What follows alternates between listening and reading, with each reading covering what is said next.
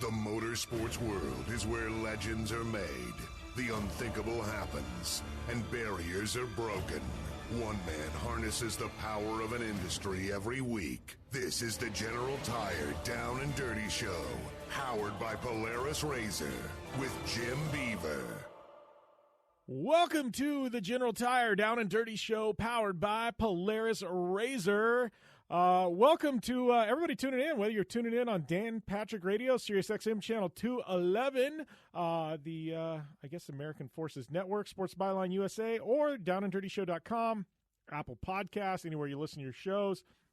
Podcast One? We're all over the place. Thank you, guys. We are going to do our best to bring you 2 hours of entertaining radio. I can tell you, for the next 2 hours, we will not sit here and talk about COVID-19 or the coronavirus. I may cycle into some of the conversation, especially when we start looking at schedules and calendars, because we got some big news coming out of IndyCar, NHRA, Supercross, off-road, and a whole lot more. So we'll get into that in hour number 2, but we're not going to focus the show on that. No, we're going to bring you some entertaining guests like we have been doing for almost a decade now. And I got to tell you, today's show will not disappoint. That is right. We have Indy 500 champ, one of the top dudes in the IndyCar series, a good friend of mine, Mr. Alexander, a.k.a. Alex Rossi, on the show. He and I, we're actually going to hear hour number 1, the Power Hour on Sirius XM. We're going to take up the entire hour with Alexander Rossi. That is right, 3 whole segments of Mr. Rossi, and I don't know, we got a lot to catch up on here, so stoked to have him around for the first hour, the Power Hour of the show. And then moving on into hour number 2, we actually have an interview I did. Some of you missed it.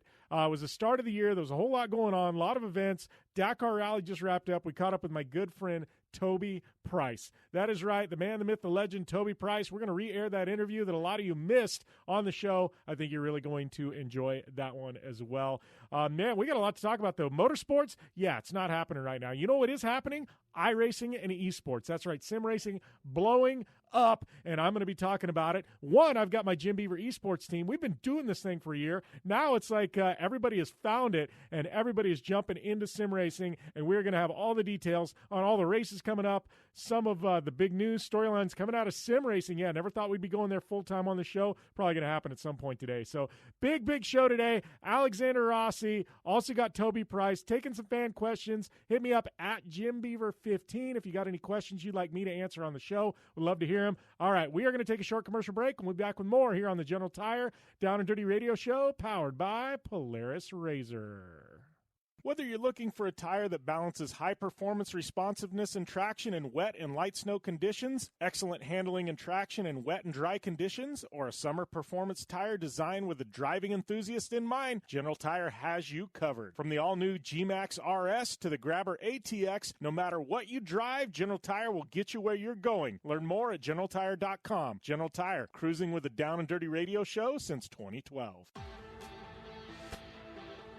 You want extreme performance, reliability, and the most fun you can have on 4 wheels? The Polaris RZR brings it to you. But you don't need to take my word for it. You can take theirs. I'm Tanner Faust, and I choose the Polaris RZR because it's the most fun you can have with a steering wheel. What's up? I'm Ronnie Renner, and I choose Polaris RZR because it's the sickest, most reliable side-by-side on the planet. What's up, everybody? Heavy D from Diesel Brothers. Listen, I'm on Team RZR because it's hands down the best piece of machinery on the planet.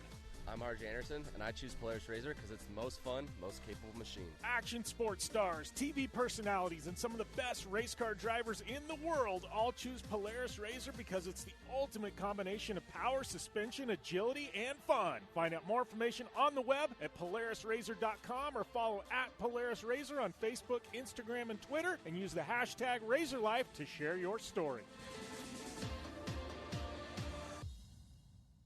Conditions off the pavement are always changing, so why settle for a light bar that just turns on and off?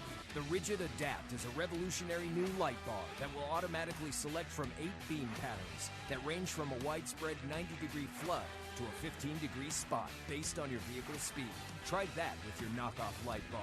A dash-mounted controller allows the user to toggle between adaptive mode. beam patterns, and RGBW accent lighting. With Adapt, it's easier than ever to own the night. Looking to have some fun on four wheels? Dirtfish Rally School has you covered. Packing as much adrenaline and adventure as you can handle into high-performance all-wheel drive and rear-wheel drive Subaru rally cars is where the fun begins at Dirtfish. Just 30 minutes outside of Seattle and Snoqualmie, you'll get a chance to train up to 3 full days with some of the country's best instructors and be put through the high-octane rush of rally on mud, dirt, and tarmac. Get started today and call 425-888-7715 or visit us online at dirtfish.com and use code 911 for a 15% discount. When looking for a new wheel for your off-road vehicle, car, truck, or UTV, the choice is easy. You choose what the pros use. Rob McCachran, Keegan Kincaid, and myself, Jim Beaver, all exclusively use Vision Wheel, whether we're dominating Baja, taking the cup at Crandon, or shredding UTVs. Vision Wheel's trend-setting designs and durability will set you apart from the competition and your friends. Check out visionwheel.com or @VisionWheel on social media to learn more. Like what you hear? Catch all the back episodes of the Down and Dirty Radio Show on Apple Podcast, and be sure to rate, review, and subscribe. Welcome back to the General Tire Down and Dirty Show, powered by Polaris Racer. I'd like to welcome one of my guests. I guess, I don't know, Alex, I was trying to think back, man. We're going back 3 or 4 years. I was trying to think how many times you've been on the show, and between out at events and just calling in, man, it's been quite a few, but it's been since last year since we've had you, man. Welcome back. Thanks so much. I appreciate it. It's always a pleasure. Yeah, well, normally about this time, you and I'd be talking about probably Long Beach or something like that. Right now, I don't know what we've got to talk about, but you've been kind of keeping busy. First off, dude, I got to ask you about what's going on at your house. I guess you've got quite the bourbon collection and bar going on there, and you've got kind of the, I guess, the hot spot there in Indy for at least you and Hinch and Connor, huh? Yeah, I mean, I guess. So James and I are part of kind of this bourbon group, if you will, in Indianapolis that myself, him, and Robert Wickens actually started probably 3 years ago now. So now that the off season's kind of extended a little bit, we're kind of continuing that, and it's kind of fun. We rotate between each other's houses, and everyone brings like a bottle in a brown paper bag, and we do like a blind tasting, and there's like 6 of us. And then the host for that specific event gets to keep all the bottles, whether they're good or bad. So it's kind of cool. And we enjoy it, we learn about it, and it's a good way to hang out and spend time with each other. Obviously, now with the current state of life, we do that kind of virtually, I guess. Yeah. But nonetheless, when this was all starting out, James was over at the house for a little bit, and we were consoling our depression of being sent home from St. Pete.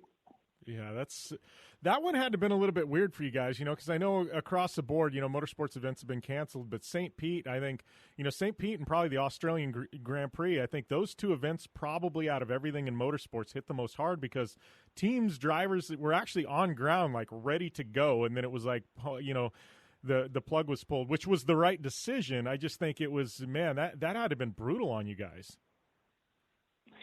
Yeah, it was strange. I mean, I arrived Thursday morning, and kind of on the way down Thursday morning, there was kind of the rumors that were happening down in Australia with F1, and we were all kind of, most of the Indy contingent was on that flight, and we were all kind of talking about, well, thank God that's not happening to us and all that sort of thing. And then by kind of lunchtime, rumors started flying around that it was going to be a similar situation. And then, we announced that it was going to be a closed doors event. There was just going to be a 2-day event, Saturday, Sunday.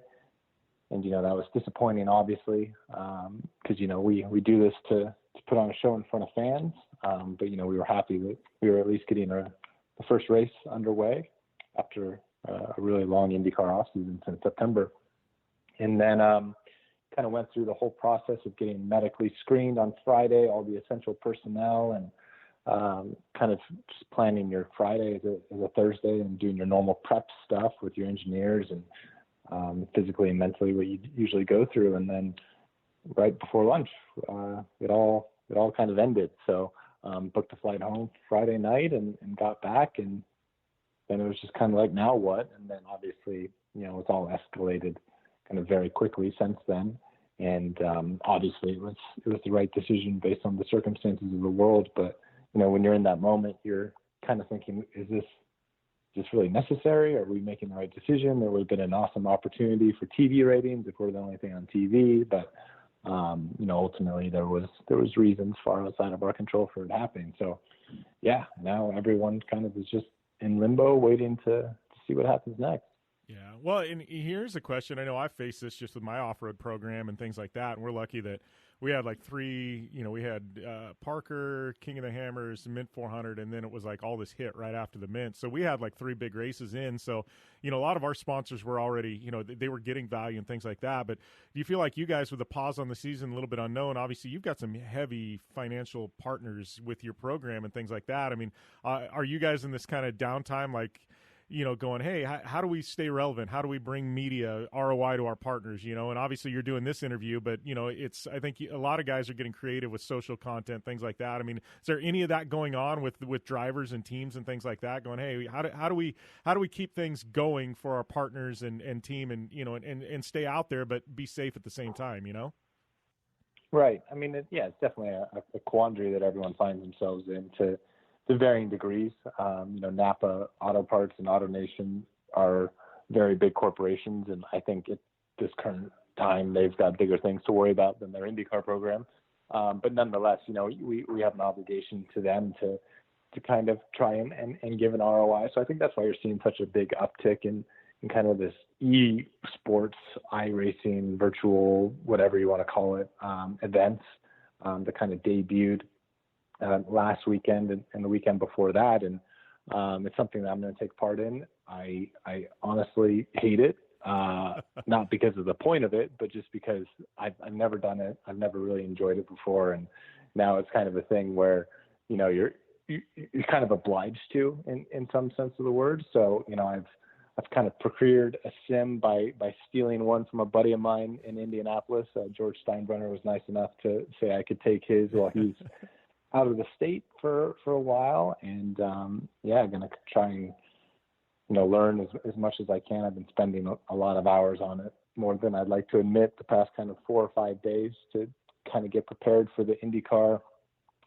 virtual race season opener this Saturday. That's just kind of one of the ways that we can, stay relevant and represent our partners and the people that support us.